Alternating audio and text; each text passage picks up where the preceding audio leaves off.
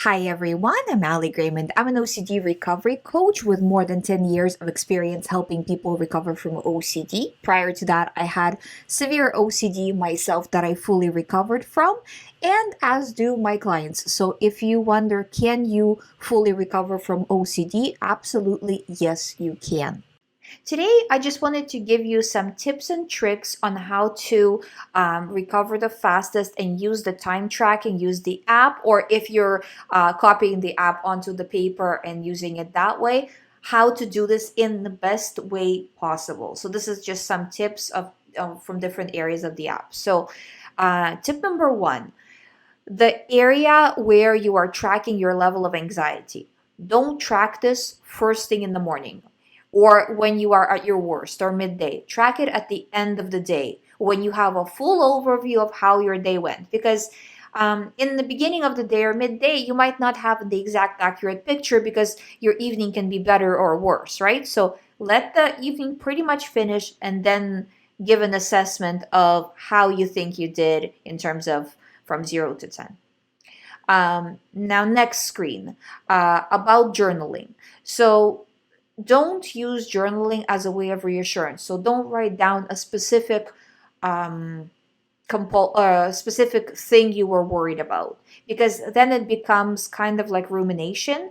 What I suggest putting in the journal that's actually very important is anything positive that you pushed through, that you did well, because you need to build the self-esteem back up. Your self-esteem goes down usually when you have OCD. Self-esteem goes down, of course, depends on the theme, but pretty much for most themes. And another very important thing to put in the journal is how the day went generally, not related to OCD. Because you need to know what happened in, say for example, a few days later, you need to know what happened in the day. So if the day was very stressful, you had a lot to do, or unpredictable things happened and you got caught up in all that and stopped paying attention to OCD and OCD got bad, that's when you can have a nice green streak and in the middle of it, bam, a red day, because of real life stress. So to note that in the journal, so when you look back, you're like, oh, that was that day that was a high stress. Okay, I got to make sure not to do that again because that didn't work out so well for me last time, right? So those kinds of things are very helpful. Now, the next one is the time tracker. So if your OCD is mainly compulsions, you can use the time tracker just the same, but make it a compulsion tracker. So instead of the number of minutes, you put the number of compulsions. It will work the same. It might be a helpful tool if you are dealing with more of a physical compulsions based OCD. There's a separate area to reduce compulsions there as well, but if you want to kind of put it all there, that's how you would do it. With the time tracking or compulsion tracking, you got to make sure that you're not doing it like you're just logging the time post fact, right? It's I had an unlimited budget. I went to a store, spent an obscene amount of money, and now I'm just logging it. We don't want to do that, right? We want to have a budget right from the get-go that, okay, yesterday my first time, for example, time period of the day was this number of minutes or this number of compulsions. I cannot go over that. I have to go at least a minute under, or at least some reduction in compulsions from yesterday. I have to do this, right? And you have that preset in your mind from the beginning of the day and you're taking the recovery very seriously. That's the best and the fastest way to recover. So tracking is number one, not what OCD said is number one. So that's very, very important. I find that that's probably, out of all of these points, that's probably the most critical one that will make everything else work. Now, if you are in a situation where out of the 3 hours, you already done two, for example, it's not going so well, it looks like you're going to go over your yesterday's time period, what can you do? I probably should make a separate video on it. Maybe I will. But I'll say it here first. What can you do?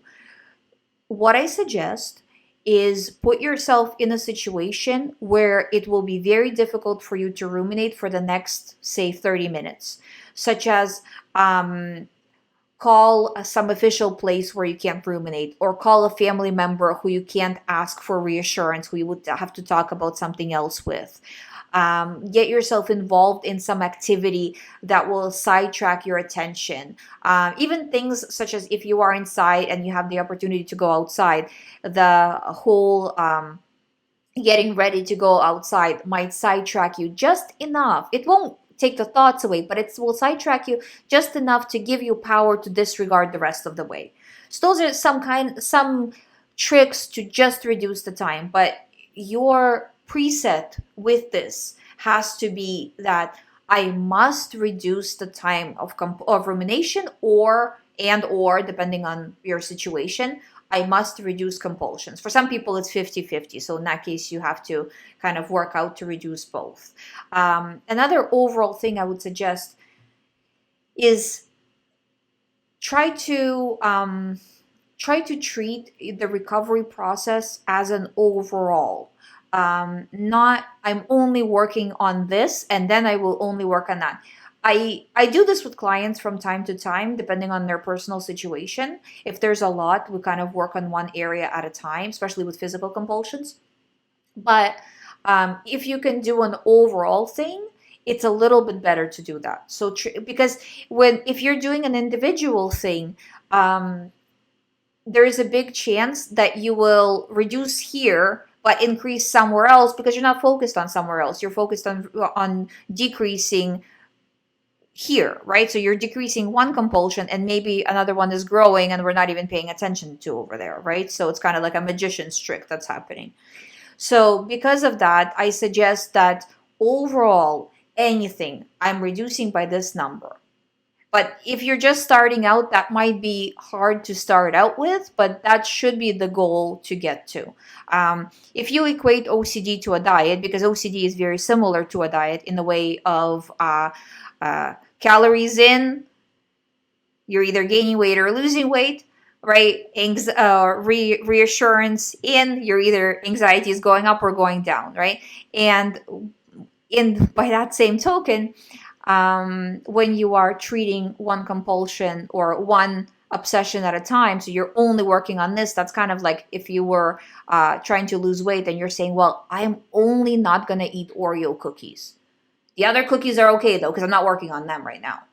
Are you going to really lose weight? And it's the same idea. So that's why it's a little bit tricky. So try to include everything. And then in terms of rumination, I would say even everyday life things that you find are, not quite OCD, but OCD-ish, OCD adjacent.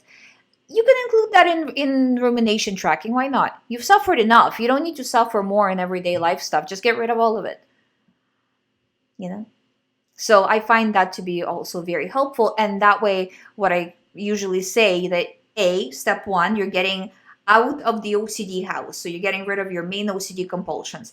But then you are on the OCD doorway. So you might want to get out the OCD territory as well, which means getting rid of some of this other stuff that's, making you sort of anxious, right? So you're fully out of it, fully off of the property.